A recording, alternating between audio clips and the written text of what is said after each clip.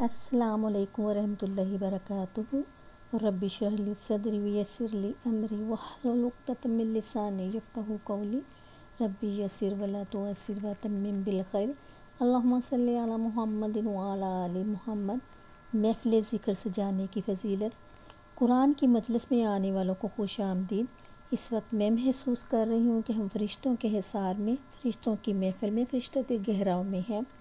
قرآن اللہ کی کتاب ہے اور اللہ کا کلام بھی۔ اس کا ثبوت قرآن کی سورہ توبہ میں شروع ہی میں آتا ہے، اے نبی، جنگ کے دوران اگر کافر تم سے پناہ مانگے تو انہیں پناہ دے دو اور کسی ایسی جگہ پر قید کر لو جہاں پر وہ اللہ کا کلام سنیں، حتیٰ یسمع کلام اللہ۔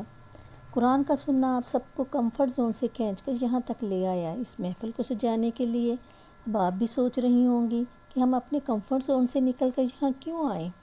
گھر میں بیڈ پر لیٹے، ہاتھ میں ریموٹ، سامنے LCD، ہاتھ میں چائے کا کپ، سرونگ میٹ، بچے نظروں کے سامنے، اگرچہ ہاتھوں میں موبائل لیے چیخ چلا رہے ہیں، بٹ فنٹیسی انوائرمنٹ۔ ایک روایت ہے، عبداللہ بن عمر رضی اللہ عنہ کہتے ہیں کہ رسول اللہ صلی اللہ علیہ وسلم نے فرمایا، آدمی کا جماعت کی نماز تنہا پڑھی گئی نماز پر 27 درجے فضیلت رکھتی ہے۔ یہ ابن ماجہ کی روایت ہے 789۔ کمفرٹ زون سے قرآن کی مجلس میں آنے والوں کے لیے کیا فوائد ہیں؟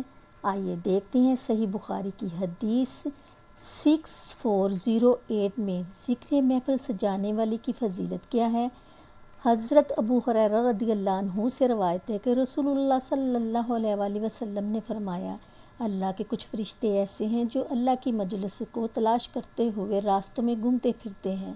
جب وہ کسی ایسی بات یا مجلس کو پاتے ہیں جہاں اللہ کا ذکر ہو رہا ہوتا ہے تو وہ ایک دوسرے کو پکارتے ہیں، ہلموا الی حاجاتکم، آ جاؤ آ جاؤ آ جاؤ، جس کام کے لیے آئے تھے وہ یہاں ہو رہا ہے، یعنی تمہاری حاجت طلب کی چیز یہاں پر ہے۔ وہ اس مجلس کو آسمانی دنیا تک اپنے پروں سے ڈھانپ لیتے ہیں۔ چونکہ وہ تعداد میں اتنے زیادہ ہوتے ہیں، نوری ہوتے ہیں، تو پہلے آسمان تک تہ بھر اس کو گھیر لیتے ہیں۔ جب وہ اس مجلس سے فارغ ہو کے اللہ کے پاس جاتے ہیں، یعنی جب مجلس کمپلیٹ ہو جاتی ہے تو اس کے بعد وہ اللہ کی طرف روانہ ہوتے ہیں، تو ان کا رب ان سے پوچھتا ہے، حالانکہ اس کو سب پتہ ہوتا ہے، اللہ کو حاجت نہیں، اس کو پتہ ہے کیا ہوا تھا۔ اللہ تعالیٰ پھر بھی پوچھتا ہے، میرے بندے کیا کر رہے تھے؟ تو فرشتے جواب دیتے ہیں، اللہ تیری ذات کی قسم، وہ تسبیح کر رہے تھے، تمہید کر رہے تھے، تحلیل اور تمجید بیان کر رہے تھے، تیری بزرگی، پاکیزگی، بڑائی بیان کر رہے تھے۔ پھر اللہ تعالیٰ ان سے پوچھتا ہے، انہوں نے مجھے دیکھا ہے؟ فرشتے کہتے ہیں، اللہ تیری ذات کی قسم، تجھے نہیں دیکھا۔ اللہ تعالیٰ فرماتا ہے، اگر وہ مجھے دیکھ لیں تو کیا ہوگا؟ فرشتے عرض کرتے ہیں، اگر وہ تجھے دیکھ لیں تو تیری اس سے بھی زیادہ عبادت کرنے لگیں، تیری بزرگی، تیری پاکیزگی، تیری بڑائی بیان کریں۔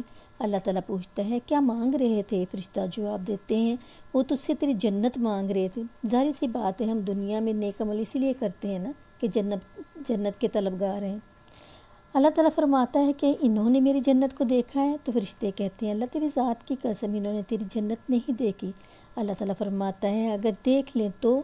فرشتے کہتے ہیں، اگر وہ جنت دیکھ لیں تو کیا ہی حال ہوگا، پھر وہ اور بڑھ چڑھ کر شدت سے نیک عمل کریں گے جس کی وجہ سے تو جنت دیتا ہے، اور اس میں ان کی طلب اور بڑھ جائے گی۔ اللہ تعالیٰ پوچھتا ہے، وہ کس چیز سے پناہ مانگ رہے تھے، یعنی کس چیز سے میری پناہ میں آنا چاہ رہے تھے؟ فرشتے کہتے ہیں، وہ جہنم کی آگ سے پناہ مانگ رہے تھے۔ اللہ تعالیٰ فرماتا ہے، کیا انہوں نے جہنم کو دیکھا ہے؟ فرشتے جواب دیتے ہیں، تیری ذات کی قسم، انہوں نے جہنم کو ابھی تک نہیں دیکھا۔ تو اللہ تعالیٰ فرماتا ہے، اگر دیکھ لیں تو کیا حال ہوگا؟ تو فرشتے کہتے ہیں، اگر دیکھ لیں تو اس سے کہیں زیادہ بھاگیں، نیک اعمال کریں اور گناہوں کو چھوڑ دیں۔ اللہ تعالیٰ فرماتے ہیں، بس میں تمہیں اس کا گواہ یعنی وٹنس بناتا ہوں کہ میں نے ان تمام کو جو اس مجلس میں بیٹھے ہیں بخش دیا، معاف کر دیا۔ جب اللہ تعالیٰ یہ کہتا ہے تو فرشتوں کی محفل میں سے ایک سوال کرتا ہے، اے اللہ، آپ نے سب کو بخش دیا، سب کو معاف کر دیا؟ حالانکہ اس مجلس میں کچھ ایسے بندے بھی تھے جو جا رہے تھے، یعنی جاتے جاتے تھوڑی دیر اس مجلس میں آ کر بیٹھ گئے، ان کی کوئی خاص نیت نہیں تھی، کوئی خاص انٹینشن نہیں تھی، چلتے چلتے اور مسجد میں بیٹھ گئے۔ تو اللہ رب العزت جواب دیتا ہے اور فرماتا ہے کہ یہ اللہ کو یاد کرنے والے ہم نشین ہیں، کہ ان کے ساتھ بیٹھنے والے بھی محروم نہیں رہتے، یعنی اللہ کی کیا پتہ چلا کہ اللہ کی مجلس، اس کا ذکر، اس کی بات کرنے والوں میں کوئی چلتا بغیر نیت کے بھی آ کر بیٹھ گیا تو وہ ثواب سے محروم نہیں ہوتا۔ اسی لیے علماء کہتے ہیں اچھے لوگوں کی صحبت بڑی اہم چیز ہے۔ یہاں اچھے اور نیک لوگ جمع تھے، یہاں ایک بندہ یوں ہی چلتے چلتے آ کر بیٹھ گیا تو اپنی مغفرت کروا کے نکل گیا، لہٰذا نیک لوگوں کی صحبت اختیار کریں۔ A man is known by his company، روایت ہے آدمی اپنے دوست کے دین پر اٹھایا جائے گا۔ پتہ کیا چلا کہ دنیا physical phenomena per by efforts ہے۔ قرآن مالک کائنات کا فرمان ہے جو اس بات کا فیصلہ کرتا ہے کہ عزت کس کے لیے ہے اور ذلت کس کے لیے ہے، کامیاب کون ہے اور ناکام کون ہے۔ لوگ کہتے ہیں مال والے کامیاب ہوگے، عہدے والے کامیاب ہوگے۔ قرآن کہتا ہے قد افلاح المؤمنون، جو انسان کی حقیقی منزل ہے، جہاں تمام انسان اپنے رب کے حضور جمع کیے جائیں گے اس دن، یوم الدین، عزت اور کامیابی ان لوگوں کے لیے ہوگی جو خدا کی رضا کو پا لیں گے، اور ذلت اور نامرادی ان لوگوں کے لیے ہوگی جو اس کی رضا کو حاصل کرنے میں ناکام رہے۔ پہلے گروہ کے لیے دائمی عیش ہے یعنی جنت، اور دوسرے گروہ کے لیے دائمی عذاب یعنی جہنم۔ اللہم لا تجعلنا منہم۔ صحیح مسلم کی حدیث ہے 7130، حضرت انس بن مالک رضی اللہ عنہ فرماتے ہیں کہ جہنم لذتوں سے ڈھکی ہوئی ہے اور جنت تکلیفوں سے ڈھکی ہوئی ہے، یعنی دنیا میں خواہشوں کے پیچھے لگنے والا جہنم میں ڈال دیا جائے گا، اور دنیا میں جو آزمائشوں سے احسن طریقے سے گزر گیا جنت میں ڈال دیا جائے گا۔ اللہم تجعلنا منہم۔ گویا ثابت کیا ہوا جو شخص قرآن پر ایمان لایا وہ جنت کا امیدوار، اور جو اس کو حاصل کرنے میں ناکام رہا وہ جہنم کا امیدوار۔ چنانچہ اس بلند مقام کو حاصل کرنے کے لیے محنت تو کرنا پڑے گی، مشقت تو کرنا ہوگی، لہٰذا اس کمفرٹ زون سے نکل کر چند قدم چل کر اس قرآن کی مجلس میں آنا تو ہوگا، جہاں فرشتے پر پھیلائے ویلکم کر رہے ہیں۔ چلیے جاتے جاتے ایمان فروز ایک حدیث اور سنتے ہیں۔